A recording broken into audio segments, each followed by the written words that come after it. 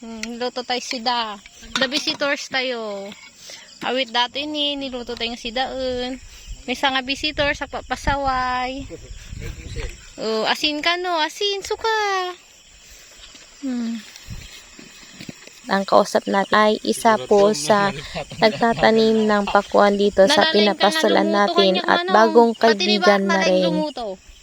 Tayo siya magluto tata ko. Ta. Di ba naglaleng kayo ngagluto ti lugaw, dapat aglako kayo ti kwa. Guto lugaw, nagkakabi kayo negosyon. Sa nga ribo lang kapital na ajay. Ada negosyo yung aguto lugawon. Lugaw kami ng pakwan. Wen, sa nga ribo lang kapital na. Bali, may bisita tayo ngayong gabi, si Manong Dani, Taguba, Barasi, and family. Bali, kasama po ni Sir ang kanyang misis at ang kanyang daughter. At dito po sa atin nagpalipas ng gabi.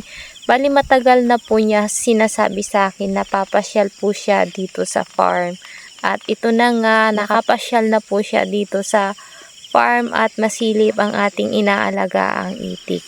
Si Sir ay isa po sa masugid nating taga-subaybay nung siya ay nasa Saudi pa at ngayon ay nakauwi na po dito sa Pilipinas kaya nagkaroon kami ng konting banding.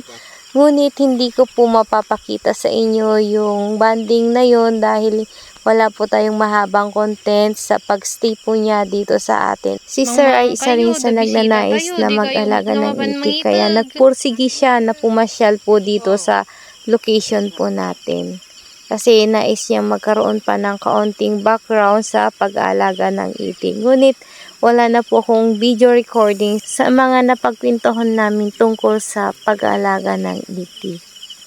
Since may bisita po tayo dito sa farm, nagpaiwan na po ako sa kanila para mag-prepare ng ating breakfast at ito na, tapos na silang magpastol ng alaga nating itik at paparating na po ang ating mga alagang itik. Nilabas sila to ng 6 AM at pinakain ng 2 oras doon sa bukid. Yan, at may dala nga palang tent sila Sir at Ma'am. Bali, napaka-cowboy po nila dahil una pa lang ay sinabi ko na po na sa gitna po kami ng bukirin at wala po tayong bahay dito. At ayan nga si Sir at si Ma'am na dumalaw po dito sa atin sa farm.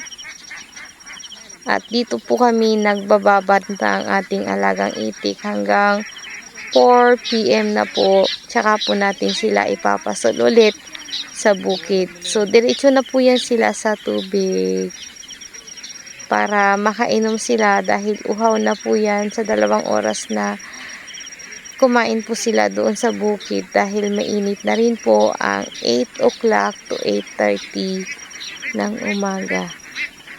Ayan, see you again naman next vlog. Bye!